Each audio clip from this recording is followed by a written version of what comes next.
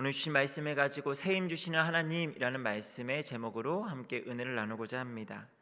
여러분 혹시 도로 위를 달리다가 갑자기 차가 멈추어 본 경험이 있으십니까? 도로 위를 달리는 차가 갑자기 멈추었다. 달리는 차가 멈춘다라는 것은 사실 좋은 신호는 아닐 것입니다. 왜냐하면 뭔가 위험하기도 하고요. 문제가 생긴 경우가 더 많기 때문에요. 주차장이 아니고서야 사실 도로 위를 달리는 것, 사실 그것이 차로서 마땅한 모습이다라는 거죠. 저는 개인적으로 이런 일이 좀 여러 번 있었거든요. 처음에 타게 된 차가 아주 오래된 중고차였는데 고장이 참 많아서 도로 위에 참 많이 그렇게 섰던 경험이 있습니다. 그때 왜 차가 멈췄는지를 생각해 보니까요, 사고가 나서 멈추기도 했고요, 또 고장이 나서 멈추기도 했고요, 때로는 운전하는 제가 너무 졸리고 피곤해서 그렇게 멈추기도 했고요, 때로는 차에 연료가 떨어져서 멈춰보기도 했습니다. 하나같이 도로 위를 계속 달려야 되는 상황에 무언가 이상 신호, 문제가 생겨서 멈추게 되었다라는 거죠. 정상적인 모습은 아니고요, 달려야 하는데 달리지 못하는 비정상적인 모습입니다. 우리는 인생을 살면서 이와 비슷한 일들을 참 많이 경험합니다. 열심히 달리고 싶어도 달릴 힘이 없어서 달리지 못하는 이들이 허다하게 많이 있습니다. 힘이 빠지고 연료가 떨어지고 마음과 생각과는 다르게 환경과 현실이 뒷받침되지 않아서 그렇게 주저앉을 때가 있다라는 거죠. 교회에서는 어떠십니까?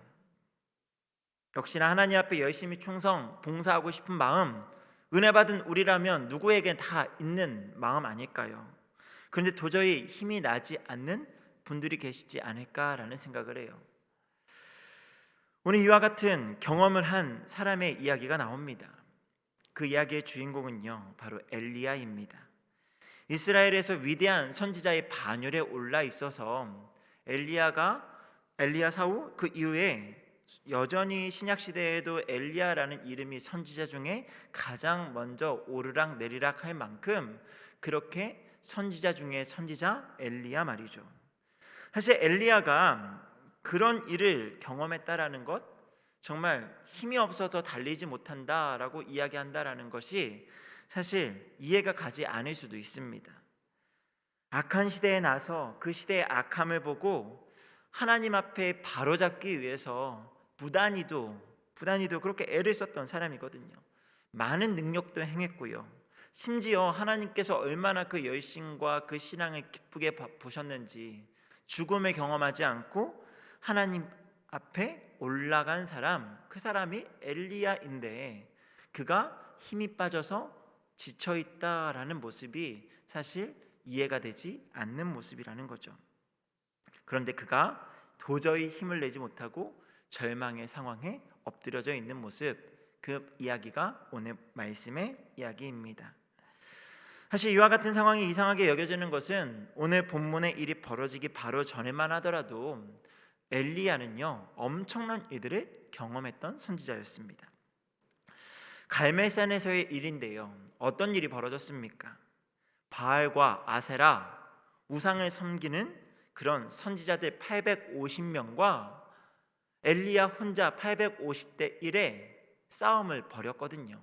치고받고 싸우는 것이 아니고요, 선지자와 선지자들끼리 그렇게 대결을 펼쳤습니다. 어떤 대결인가 하면 누가 믿는 신이 참 신인가, 누구의 신이 참 신인가 라는 싸움이요.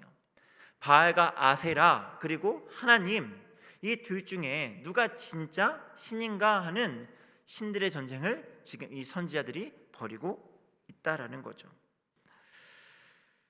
대결의 결과는 사실 우리가 깊이 묵상할 것도 없이 들을 것도 없이요, 하나님을 온전히 섬기는 엘리야의 승리였죠. 바로 하나님의 승리였습니다. 그래서 엘리야는요, 그 자리에서 칼을 들어서 그 자리에 있는 많은 백성들에게 저 거짓 신을 숭배하는 우상 숭배자들, 저 선지자들을 죽여라 해가지고 그 자리에서 850명의 우상 숭배자들, 선지자들을 다 죽이는 일이 벌어지게 되었습니다. 여러분, 얼마나 이 하나님의 입장에서 엄청난 일인가요? 정말 하나님을 온전히 믿는 이스라엘 백성들의 입장에선 엄청난 사건이 벌어진 거죠. 그리고 3년 6개월의 오랜 가뭄으로 가물어 있던 이스라엘을 위해서 엘리야가 기도합니다. 그렇게 땅에 자기의 머리를 쳐박고 하나님 앞에 간절함으로 기도했죠. 그렇게 기도했더니 하나님께서 비를 내려주셨어요. 3년 6개월 동안 비가 오지 않던 이스라엘 땅에 선지자의 기도를 통해서 비가 내렸고 나라와 민족이 살게 되었다라는 거죠. 여러분, 영적인 문제, 우상의 문제를 타파하고 가뭄과 같은 현실적인 문제, 이런 여러 가지 일들을 하나님께서는 엘리야를 통해서 해결하셨다라는 겁니다.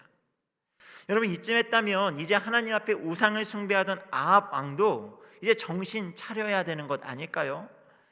오랫동안 힘들게 괴롭혔던 엘리야의 안위나 지위를 보장해 주어야 하는 것 아니겠습니까? 아니 그 정도는 아니더라도 그래도 적어도 엘리야를 그냥 좀 인정해 줘야 되는 것 아닌가요? 그래, 엘리야, 네가 믿는 신이 참 신이고 너가 진짜 선지자구나, 그 정도 인정은 해줘야 되는 게 아닌가라는 생각이 누구에게나 있을 겁니다. 그런데 그런 일반적인 생각과는 다르게 엘리야의 신변에 이 일 후로 아주 큰 위협이 찾아오게 돼요. 나라를 구해주었고 악한 일에서 돌이켜 정신 차릴 만한 일을 해주었는데 오히려 아합 왕은 엘리야의 목에 칼을 들이밀고 있다라는 거죠.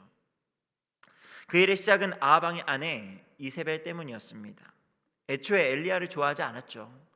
이방 여인, 또 우상을 숭배하는 왕비라 해서 계속적으로 엘리야 선지자의 공격 대상이기도 했으니 당연히 싫었을 겁니다. 그는 이방 여인으로서 자기가 섬기는 신 바알과 아세라를 섬기는 선지자들을 칼로 죽였다라는 이야기를 듣자 너무나 분이 나서 엘리야를 당장 반드시 죽이겠다라는 다짐을 하고 많은 사람들을 보내서 엘리야를 죽이려고 했던 거죠. 이런 이야기를 엘리야가 먼저 듣게 되었습니다. 여러분, 엘리야의 입장에서는 힘이 빠질 만한 상황 아닐까요? 적어도 칭찬은 아니더라도 인정 정도는 해줄 줄 알았는데 오히려 자기를 죽이겠다라고 수많은 군사들을 보내는 그런 상황이 참 많이 힘이 빠졌던 것 같습니다.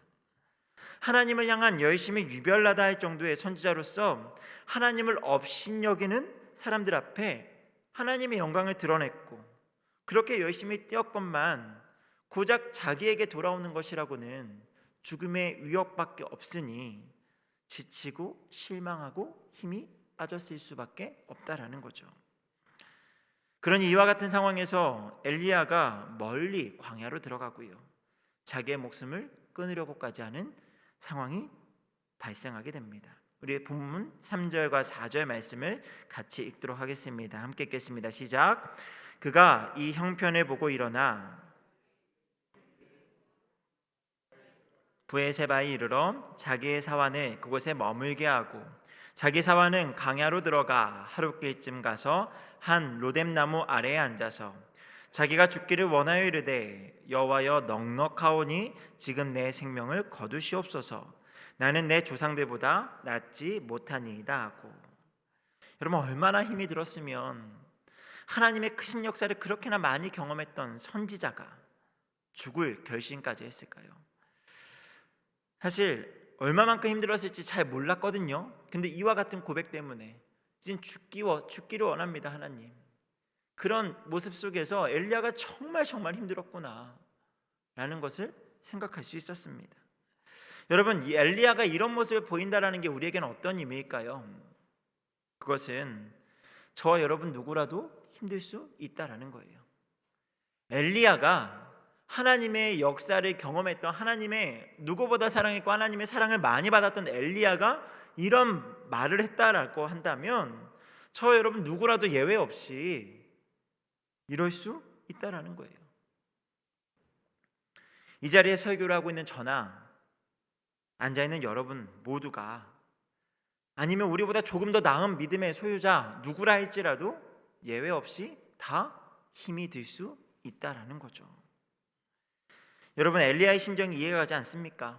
할 만큼 했는데 눈에 보이는 열매는 없고요, 사람들과의 관계는 틀어지고 오히려 나를 향한 비난이 쏟아진다라고 한다면 여러분 힘이 빠지지 않겠어요? 내가 정말 열심히 했다고 했는데, 죽을 만큼 달려왔는데 남는 건 아무것도 없다고 하면 그 텅 빈 마음을 누가 채울 수 있겠느냐 말이죠. 이렇게 되면 새로운 무언가를 하고 싶은 열정은요 당연히 사라지죠. 그 무엇도 할 수 없고요, 할 수 없는 상태가 온다라는 겁니다. 이런 상황에서 엘리야가 무엇을 할 수 있었을까요? 할 수 있는 게 없죠. 그러니 두 팔을 늘여놓고 그저 멍하니 죽기만을 바라는 마음 한 가지였다라는 겁니다. 자신의 모습, 자신의 현재 모든 상황에 대한 부정이 시작되는 거죠. 나 안 할 거야, 나 못해, 할 수 없어, 이런 이야기가 자기 마음속에서 계속 메아리 쳤을 겁니다. 여러분, 이런 모습을 심리학적 용어로 뭐라고 하냐면요 탈진이라고 합니다. 탈진이요. 우리 많이 들어보셨죠? 탈진되었다. 이 탈진, 영어로는 번아웃이라고 하는데요, 이 탈진이라는 단어는요 1975년, 아주 오래되진 않았어요. 1975년 미국의 심리학자 프로인덴버그라는 사람이요 처음 사용했다라고 합니다. 이 탈진, 번아웃이라는 단어예요.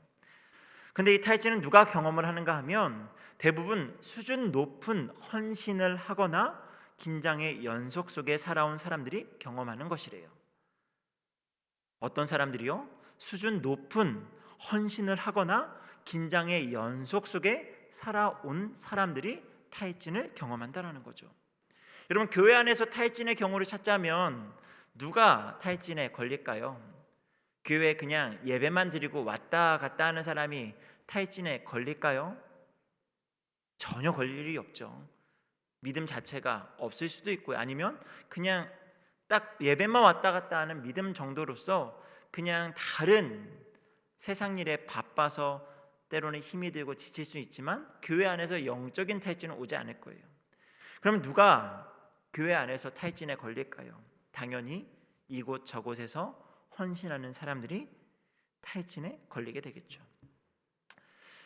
하나님이 주신 은혜에 따라서 받은 사명을 잘 감당하고자 섬김과 봉사를 합니다. 이를 통해서 우리는 많은 것을 성취하기도 하고 얻기도 합니다. 참 좋죠. 행복하고 보람도 느낄 때도 있어요. 그런데 문제는요, 어느 순간 이 무언가 딱딱딱딱 맞아가지고요 엘리야처럼 탈진에 이르는 상태가 올 수 있다라는 거예요.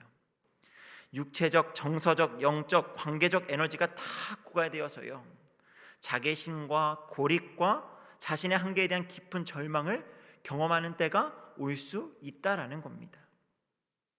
아무것도 하고 싶지 않은 순간이 온다라는 거예요. 이것은요 죄를 지은 것이 아니에요. 죄를 지은 상태, 이것과는 좀 많이 다릅니다. 그런데도 의욕이 떨어지고 매사에 관심이나 열정이 식어져 버리는 그런 모습을 이야기해요. 죄를 지어서 하나님과 멀어지고 하나님의 일을 하지 않는 것과 결과적으로 하나님과 멀어졌다, 하나님의 일을 하지 않는다는 같을 수 있지만 이게 시작과 그 과정과 그 모습은 전혀 다르다라는 거죠. 그냥 어느 순간 다 내려놓고 싶은 그냥 마음의 상태가 그러하다라는 거죠.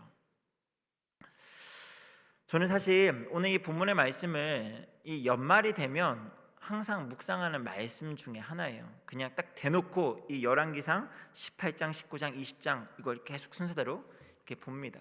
연말이 되면요. 그리고 이 말씀 안에서 저 자신을 투영하기도 하고 이 안에서 말씀 안에서 다시 한번 힘을 얻고자 그렇게 보는 가운데 오늘이 이제 11월 30일, 이젠 내일이면 12월 마지막 달을 맞아서 우리 가운데에도 이런 탈진, 힘듦, 고갈 이런 것들이 찾아온 분들이 계시지 않을까라는 마음에 함께 은혜의 말씀을 나누었으면 좋겠다라고 생각을 해보았습니다.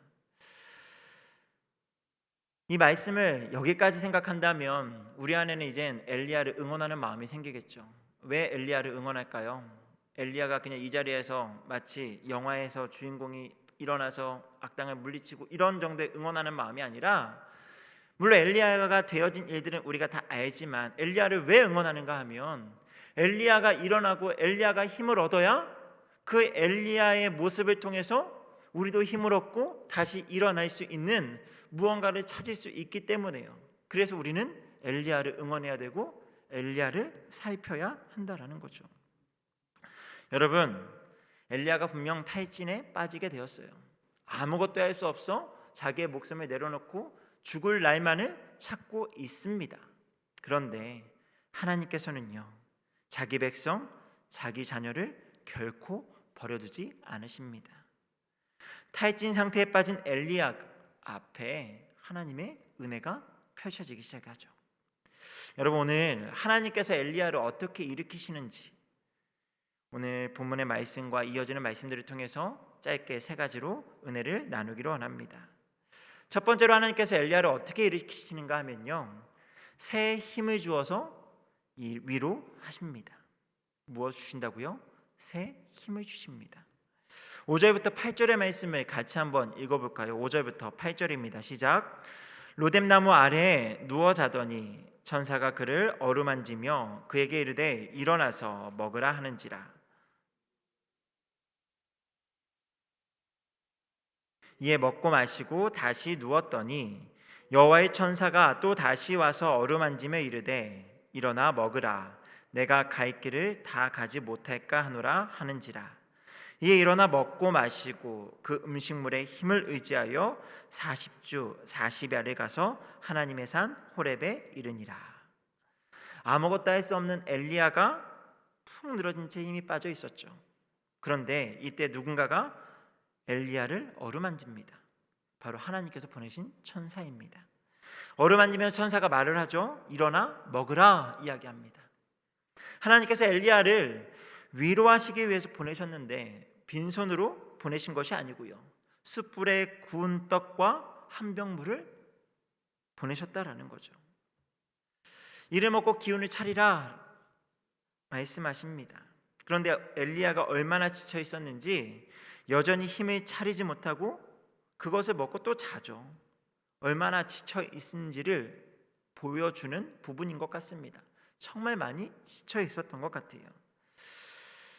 많이 안쓰럽습니다. 아마도 그런 마음이 하나님이 엘리야를 바라보시는 마음이 아니었을까요? 그러니 하나님께서 또 천사를 시켜서 어루만지게 하시고요, 깨우시고 먹이십니다. 그렇게 40주 40야를 그 음식을 먹고 그렇게 시간이 지나서 비로소 어디에 도착했다라고 이야기하죠? 하나님의 산 호렙에 이르게 되었다. 8절 마지막 부분이에요. 하나님의 산 호렙에 이르니라. 힘을 내어서 겨우 어디에 갔다고요? 하나님의 산 호렙에 이르게 되었다고요. 여러분, 우리가 지쳐 있을 때 하나님께서는 우리에게 자신의 방법대로 새 힘을 주시는 줄 믿습니다. 오늘 본문에서는 하나님께서 천사를 보내셔서 먹을 것을 먹게 하시고 그를 일으키시고 새 힘을 얻게 하셨죠. 아마도 우리에게 이러한 일이 생긴다면 하나님께서는 하나님의 방법대로 우리에게 새 힘을 허락하실 줄 믿습니다. 때로는 누군가를 통해서 우리에게 새 힘을 줄 수 있죠. 우리에게 위로자를 보내서 위로의 말을 전하게 할 수도 있고요, 때로는 정말 이와 같은 상황처럼 우리에게 누군가를 보내서 맛있는 음식을 먹게 하셔서 힘을 얻게 하실 수도 있고요, 때로는 누군가가 우리를 위해서 기도하는 것 가운데 힘을 얻을 수도 있고요.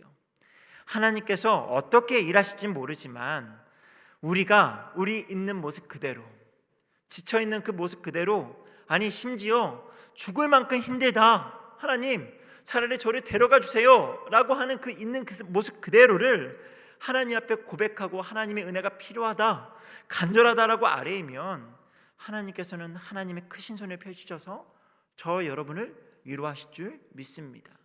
그니 우리에게 필요한 것은 무엇입니까? 있는 모습 그대로 나아가는 거예요. 하나님, 정말 지쳤고 힘들고 아무것도 하지 못하겠는데 어찌해야 합니까? 그 마음 그대로를 하나님께 아뢰일 수 있다면 하나님께서 반드시 우리 각 사람의 필요에 따라 새 힘을 공급하실 줄 믿습니다. 이것이 첫 번째입니다. 두 번째로 하나님께서 엘리야를 어떻게 일으키시는가 하면요, 사명을 다시 일깨워 주십니다. 엘리야가 호렙산에 정신을 차리고 자신의 현재 상황을 이야기하죠. 내가 하나님 앞에 열심히 유별나게 살아온 거 하나님 아시죠? 그렇게 달려와 보니 이스라엘 백성들이 자기만 빼고 다른 모든 선지자들이 다 죽였고 주예단을 헐고 아기판을 치고 있는 모습밖에 남아있지 않습니다. 저는 어떡할까요? 제가 여지껏 열심히 달려온 어떤 열매도 없습니다 고백했죠. 그런데 하나님께서 엘리야의 그런 고백 가운데 조금 엉뚱한 답을 하십니다. 우리 15절과 16절에 같이 한번 읽어볼까요? 15절과 16절입니다. 시작.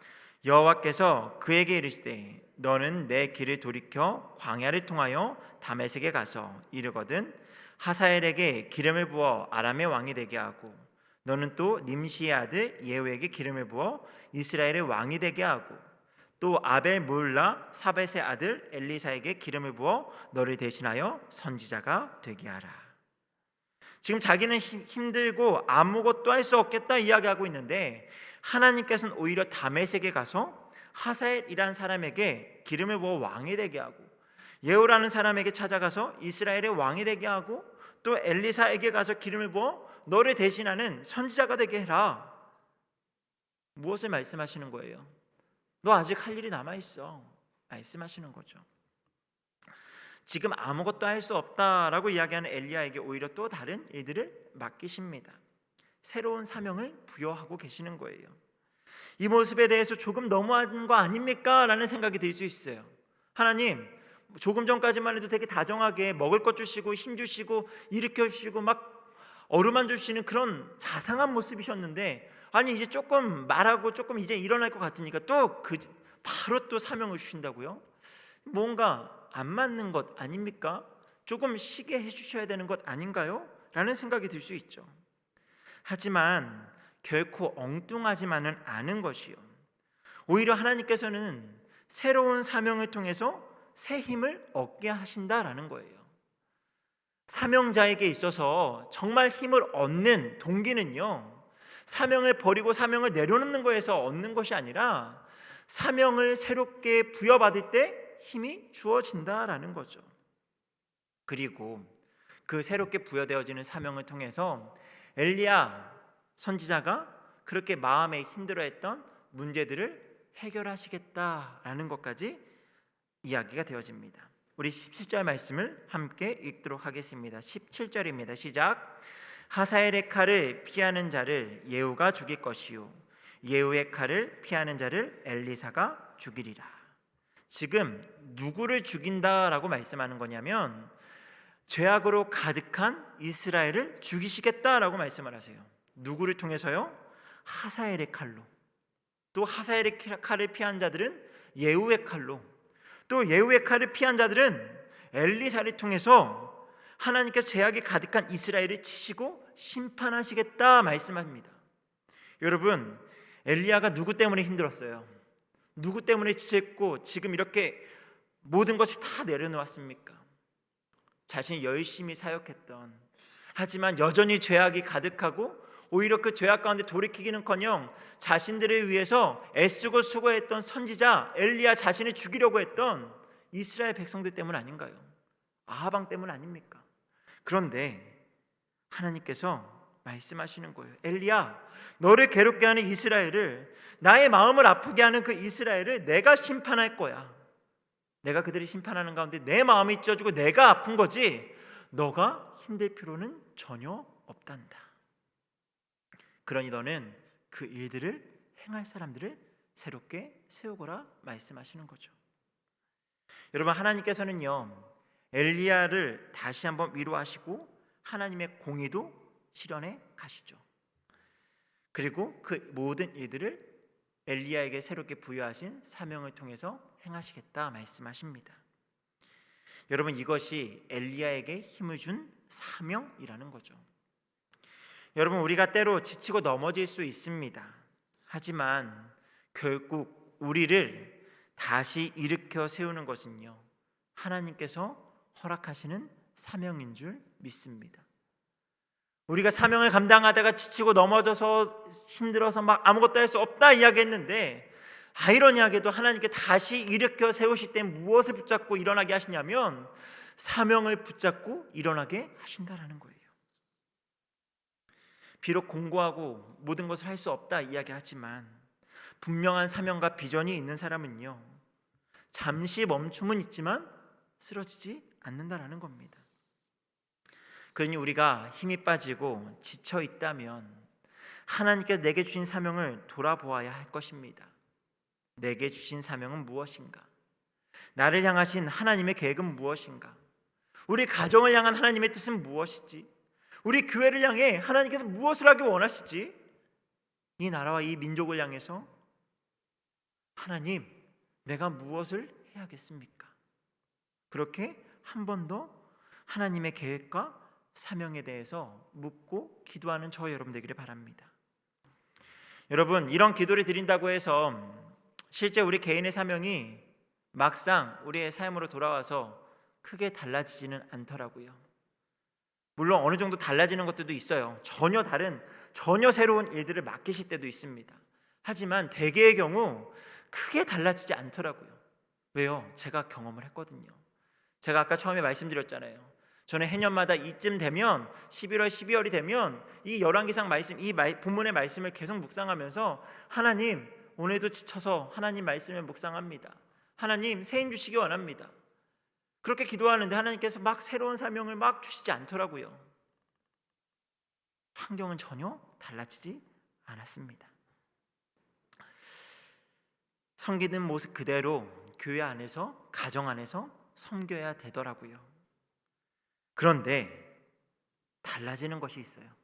뭐가 달라지는가 하면 사명을 대하는, 이미 우리에게 주어져 있었던, 우리가 맡고 있었던 그 사명을 대하는 우리의 자세와 마음가짐이 달라집니다. 여러분, 사명은 똑같을지라도 우리의 마음과 자세가 달라지면 사명이 전혀 다르게 보인다고요. 같은 일을 하더라도 우리의 마음과 태도가 달라지고 하나님에 대한 사명에 대한 이해가 달라지면 같은 일을 하더라도 다시 새 힘이 일어난다고요. 조금 전만 하더라도 할 수 없을 것 같았는데 하나님께서 새 힘을 주시는 줄 믿습니다. 조금 전만 해도 도망치고 싶고 나를 힘들게 하는 일들이었지만 하나님 앞에 사명을 붙잡고 사명을 다시 달라 이야기할 때 하나님께서 우리의 눈을 열어주신다면 그 나를 힘들게 하던 그 모든 일들이 하나님의 나라를 완성해 가는 구별된 일로 바뀌어 보이게 될 줄 믿습니다. 같은 일을 하더라도 사명의 시선으로 바라보기 시작하면 그 사명으로 인해 새 힘을 얻게 될 줄 믿습니다. 이게 두 번째입니다. 세 번째로 엘리야를 어떻게 일으키시는가 하면요, 믿음의 동역자들을 붙여주십니다. 우리 18절 말씀을요 같이 한번 읽도록 하겠습니다. 18절입니다. 시작. 그러나 내가 이스라엘 가운데에 7,000명을 남기리니 다 바알에게 무릎을 꿇지 아니하고 다 바알에게 입맞추지 아니한 자니라. 바알에게 무릎 꿇지 아니한 7,000명이 남아있다라고 이야기합니다.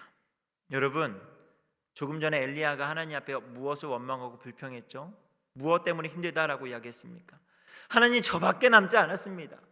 저 악하고 저 패역한 백성들이 하나님의 선지자들, 하나님을 신실하게 믿는 사람들을 다 죽여서 저밖에 남지 않았습니다. 이제 저밖에 남지 않은데 저의 목숨을 좀 거두어가 주세요. 이렇게 이야기했잖아요. 그런데 하나님께서 지금 누가 남았다고요? 7,000명이 남아있다고요.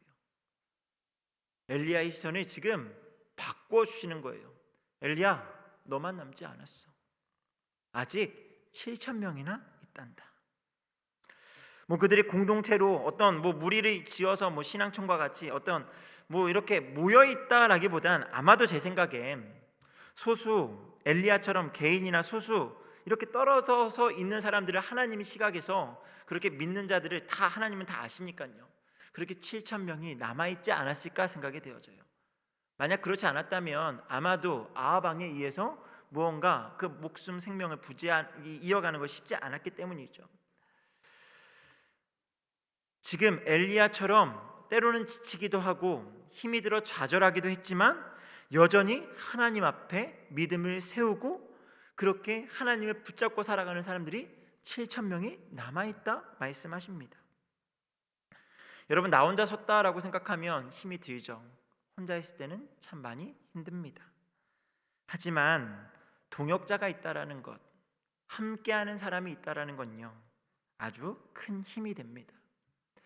글을 읽다가 인디언 속담 하나를 보게 되었습니다. 어떤 말이 있냐면, 멀리 가려고 한다면 함께 가라라는 인디언들의 속담이 있대요.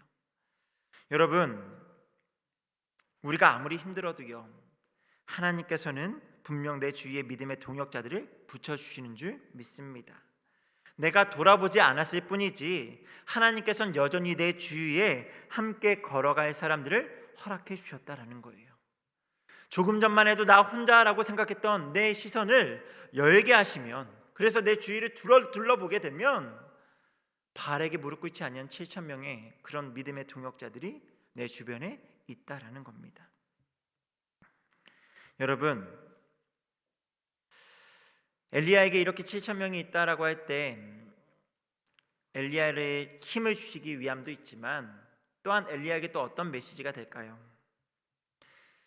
내가 너 혼자라고 생각했다가 7천 명이 있다라고 해서 힘을 얻었지? 그렇다면 너 역시 다른 사람들에게 힘이 되어주면 안 되겠니? 라는 말씀으로 들리지 않을까요?